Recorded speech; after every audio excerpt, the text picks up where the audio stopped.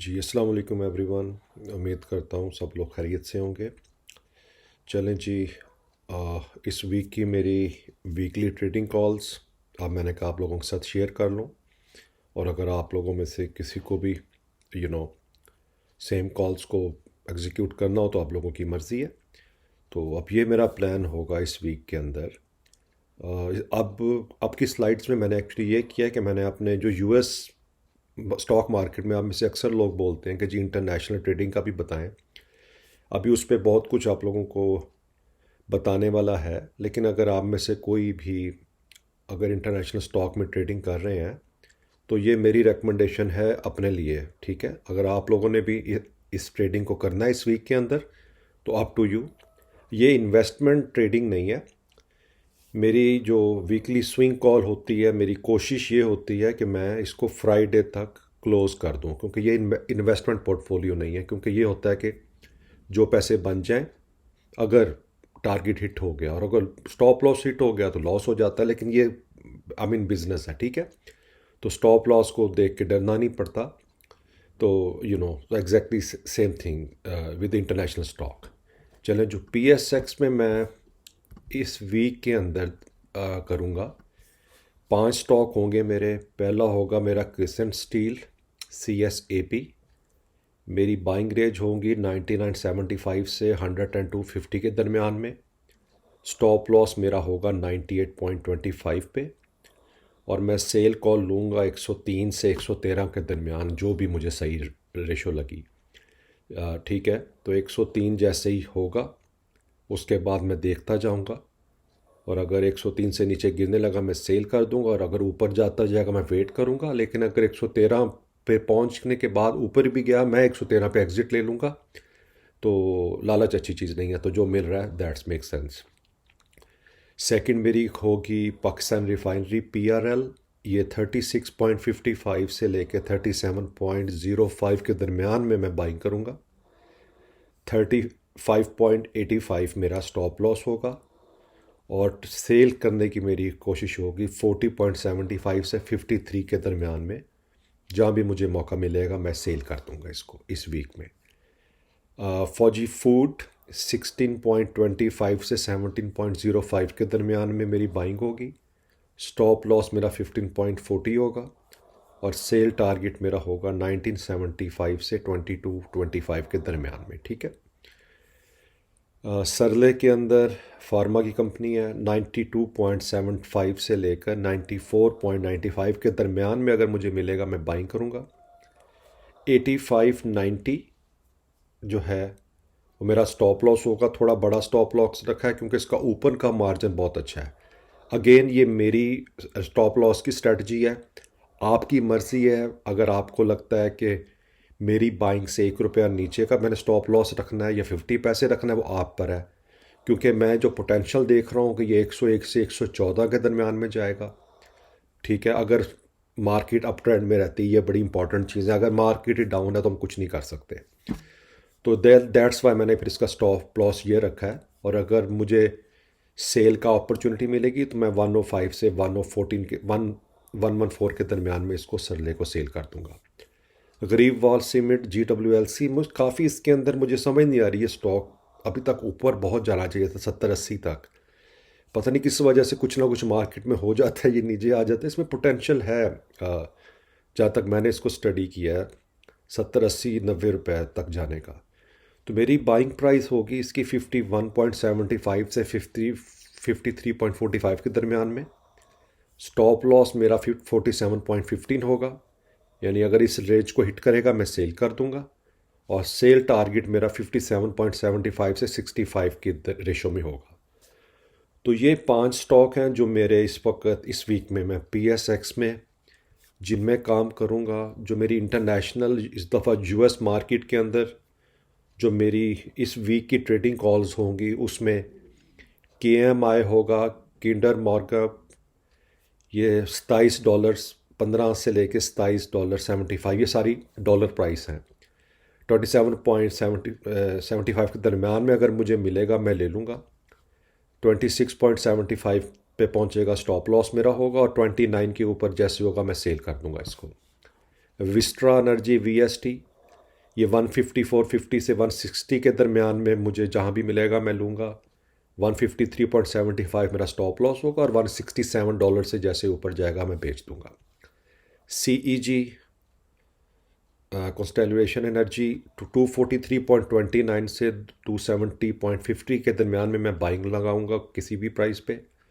230.471 मेरा stop loss होगा और 304 के करीब या इसके ऊपर मैं इसको बेच दूंगा। DAL डेल्टा एयर 58 से 61 के दरमियान में, इसमें पॉइंट कुछ नहीं है, आपको 58.01 से लेकर 60.99 यानी 58 से $61 के दरमियान में अगर मुझे मिलेगा मैं लूँगा। 57.95 मेरा स्टॉप लॉस होगा और 63.63 के ऊपर मैं इसको 66.63 के ऊपर मैं इसको सेल करूँगा। PAA अमेरिकन पाइपलाइंस 17.65 से 18.65 के दरमियान में मेरी बाइंग होगी। 16.70 मेरा स्टॉप लॉस होगा और 19.10 के ऊपर मैं इसको सेल कर दूंगा। तो अच्छा, ये जो मैं आपको पहले भी बता रहा था कि मैंने अपनी इनकम का 10% एलोकेट किया हुआ डे ट्रेडिंग के लिए, ठीक है। मेरा 90% पोर्टफोलियो नहीं है, 90% अब मैं इन्वेस्टर ही हूँ, ठीक है। वो मेरा कोर पोर्टफोलियो को मैं चेंज नहीं करता। ये वो अमाउंट होती है क्योंकि जिस पे कुछ ना कुछ यू नीड टू ट्राई कि आपको यू कैन अर्न मोर, ठीक है। तो मैं इस लिहाज से अपने बजट का, आपका भी यही है कि अगर आपके पोर्टफोलियो के मुताबिक जो आपके पास एक्स्ट्रा अमाउंट बचे, ठीक है, जिसको आपने एलोकेट किया हुआ है ट्रेडिंग के लिए, और आप स्टॉप लॉस को बियर भी कर सकते हो। इन्वेस्टर्स प्लीज़ इसमें मत आना। अगर आप SIP कर रहे हैं मत आना।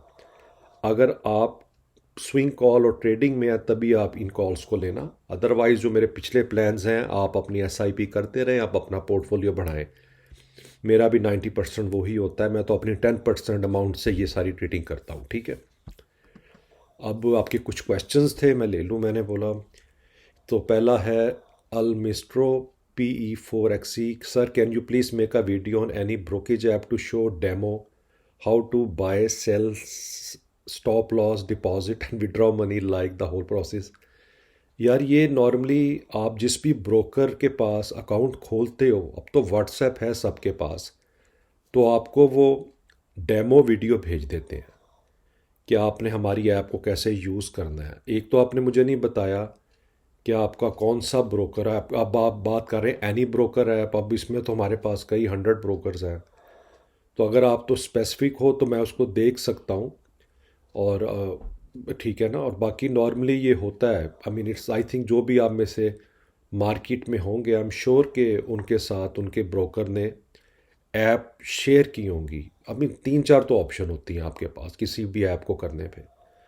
तो मैं किसी और ऐप को यूज़ कर रहा हूँ, आप किसी और को कर रहे हैं, तो प्रोसेस डिफरेंट हो जाएगा।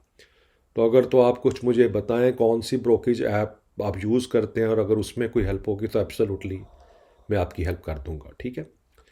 सर प्लॉट फ्रॉड है, ट्रेडिंग के ट्रेडिंग का कोई शॉर्ट कोर्स स्टार्ट करें।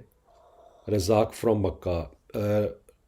रज़ाक भाई, एक्चुअली फ्रॉड मैं नहीं कहूँगा, मैं बिलीव मी प्रॉपर्टी के अगेंस्ट नहीं हूँ, लेकिन मेरा जो मोटो क्या है, घर आपने जिसमें रहना है आप उसको बनाएं, अपने शौक़ से बनाएं, ठीक है, उसमें आपने रहना है। जब आप 1.5 करोड़ का घर बना के उसको 50,000 किराए पे देते हैं ना, वो मुझे सेंस नहीं बनती। या तो आप फिर बनाएं कमर्शियल प्लाजे और कमर्शियल रेट मिले आपको जो compete करे। जब हमारे लोगों को मैं देखता हूँ कि वो 1.5 करोड़ का घर लेते हैं और फिर 50,000 का रेंट इकट्ठा हो रहा होता है, और जैसे मैंने प्लॉट वाली मिसाल भी दी थी कि जैसे अब उनको ज़रूरत है और बैरियर ग्रीन में जिस भी मर्जी वजह से उनकी बाइंग से भी नीचे, मैं ये नहीं कह रहा, हो सकता है 17.5 आज है, कल को मार्केट अच्छी हो तो वो प्लॉट उनका 25 का भी गया। लाहौर बैरियर में ऐसा हुआ था, 6-6 लाख के प्लॉट लोगों ने बहुत ऊपर बेचे हैं। वो एक टाइम था 2006, 7, 8 की, वो एक और ट्रेंड था। आपके पास इन्वेस्टमेंट करने के लिए होता क्या था, सिर्फ प्लॉट्स और फाइल्स होती थी, राइट। आप मुझे बताओ, एक चंद लोगों का ग्रुप होता था जो स्टॉक मार्केट को एंजॉय कर रहा था। आप और मैं तो बहुत लेट आए हैं, इवन आप में से मेजोरिटी तो कोविड के बाद आए हैं, जब आप लोगों ने देखा है कि कोविड में सब कुछ बंद हो गया और स्टॉक मार्केट एक ऐसी एक्टिविटी थी जो आप घर से बैठ के कर सकते थे और पैसे कमा सकते थे। अगर आप टेक्निकली सोचो तो कोविड में किन लोगों ने पैसा कमाया? जो आईटी की जॉब्स कर रहे थे, बाकी रिस्क में थे, मैं ये नहीं कह रहा कमाया नहीं, लेकिन रिस्क लेके। तो आईटी वाले क्या करते थे, वो घर से काम करते थे, आर मेकिंग मनी। या जो लोग स्टॉक ट्रेडिंग कर रहे थे वो दे आर मेकिंग मनी। तो कोविड ने बेसिकली आपको ये रियलाइज़ करवाया। मुझे बताओ कि अगर आपने कोई उस वक्त घर का प्रोजेक्ट आपका चल रहा होता, मज़दूर आपको क्या आसानी से मिल जाने थे, या आपने घर किराए पे भी देना होता, लोगों ने तो यानी कि निकलना भी बंद कर दिया था, तो आपने कैसे उसको मैनेज करना था प्रॉपर्टी को? तो मैं फ्रॉड नहीं कहूँगा, बिल्कुल आप बाय करें, उतनी करें जितनी ज़रूरत है, लेकिन इन्वेस्टमेंट अगर आपने करनी है प्रॉपर्टी एसेट्स में, तो आप फिर कमर्शियल प्रॉपर्टी को लें। 1.5 करोड़ 2 करोड़ का घर बना के 50,000 किराए पे देने, फिर उसकी मेंटेनेंस को भी मैनेज करना और फिर प्रॉपर्टी टैक्स भी देने, तो मुझे वो कैलकुलेशन समझ नहीं आती। और जो उनके साथ हुआ है, जो आई मीन माय फ्रेंड के साथ, वो बुरा हुआ, क्योंकि जब उनको ज़रूरत है तो अब उनको 17 साढ़े 17 लाख का प्लॉट उनका 12 लाख में भी नहीं बिक रहा। होपफुली देखें कब बिकता है। तो एनीवे, हम दुआ ही कर सकते हैं। Sir, we should start Discord और WhatsApp community, will be a great to connect with us. यार, हो सकता है, पॉसिबल है। अभी एक्चुअली जो नो मैं सारा कुछ अपना अकेले ही मैनेज करता हूँ, तो इसमें एटलीस्ट मुझे लगता है कोई टीम वर्क होना चाहिए। तो एब्सोल्युटली फ्यूचर में जैसे अगर हमारा ये यूट्यूब फैमिली ग्रो करती है, तो I will definitely make a team 2 3, क्योंकि आपका और मेरा टाइम का, अगर पाकिस्तान से बात करूं, तो मेरा और आपका 11 12 घंटे का डिफरेंस है, ठीक है ना? मेरी रात आपका दिन। तो ज़्यादा आपको उस ग्रुप की ज़रूरत होगी when we both are walk, जिस वक्त मार्केट ओपन होती है। लेकिन यह है कि जब हमारा ग्रुप बन जाए तो मेरे पास टीम होगी, तो वो फिर अगर मैं उस वक्त नहीं भी हूँ तो एटलीस्ट दे कैन कोऑर्डिनेट और फिर लेटर आई कैन रिप्लाई। लेकिन अच्छा आइडिया है, इंशाल्लाह ताला I will think about it. वरना व्हाट्सएप का ग्रुप का तो मकसद कुछ नहीं है, मैं एक व्हाट्सएप ग्रुप बना लूँ, आप भी उसमें रिप्लाई करें, मैं भी करूँ, लेकिन मज़ा तब है जब काम के टाइम पे हम दोनों एक दूसरे को रिस्पॉन्ड कर सकें। तो थोड़ा टीम की ज़रूरत है। लेट इट वर्क, इंशाल्लाह ताला फ्यूचर में फिर मैं ना कोई, अब 2 3 की टीम 4 की भी बन जाएगी तो डेफिनेटली, जैसे मेरी अमेरिका में यहाँ पर है जिनके साथ मैं होता हूँ, तो ये होता है कि मॉर्निंग में जब हम भी हमारा सारा ये काम चल रहा होता है, तो जिस टीम के साथ हूँ, इसलिए तो हम अपनी सारी ट्रेडिंग वगैरह यहाँ पर कर रहे होते हैं, सीख रहे होते हैं। तो same way I have a plan कि इंशाल्लाह ताला पाकिस्तान में भी कोई ऐसा अरेंजमेंट हो जाए तो I will definitely try my best, ठीक है? फिर है इट इस्फहान आपका, सॉरी, क्वेश्चन है, सॉरी, मैं अपना नाम मुझे सही, ITSFARKHADRDAKRAM। आपने बोला, sir I need your suggestion for my SIP, here is what I have reached and plan for my self for the next 20 years। Good. I am a software engineer by profession and I invest randomly so long term in PSX from past 3 years. Okay, Zabardast. But now I have a plan to do proper SIP from 2025. ठीक है जी। I have decided to use 70 20 10 rules with my monthly income। अच्छा, आपने 70 20 10 rule करना है, ठीक है? 70% आप invest करेंगे, स्पेंड करेंगे 70%, 20% आप इन्वेस्ट करेंगे और 20% until emergency and worth 1 year expense, ठीक है? आपने यानी कि एमरजेंसी फंड जो बनाना है अप टू 1 year का बुला लेना है। The investment section will further be divided into following percentage. आप स्टॉक में इन्वेस्ट करेंगे 40%, म्यूचुअल फंड में 30%, PSX ETF में 10%, गोल्ड सिल्वर में 10% और क्रिप्टो करेंसी में 10। ठीक है। तो एक तो यार आपने ना अपनी एज नहीं लिखी, अगर आप लिखते तो मैं, मेरे लिए इजी हो जाता। प्लान आपका मुझे ठीक लग रहा है, ठीक है, लेकिन आप जो ETF हर महीने क्यों बाय करना चाह रहे हो, उसके लिए चले अगर आप SIP के थ्रू करना है करना है। बहरहाल आप थोड़ा सा ये देखो, आपने जो म्यूचुअल फंड को रखा है वो थोड़ा, मुझे नहीं पता आपने कौन से म्यूचुअल फंड में 30% इन्वेस्ट करना है, तो आपकी एज के मुताबिक मुझे पता लगेगा। अगर तो आपकी एज 30 से नीचे है तो डेफिनेटली इक्विटी म्यूचुअल फंड आपके लिए बेहतर होंगे, और अगर 40s में है तो फिर और 50s में और है। तो प्लान आपका ठीक है।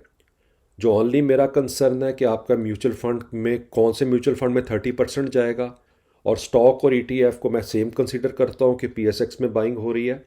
तो आप तकरीबन 50% इन्वेस्ट कर रहे हैं स्टॉक मार्केट में और 30% म्यूचुअल फंड में।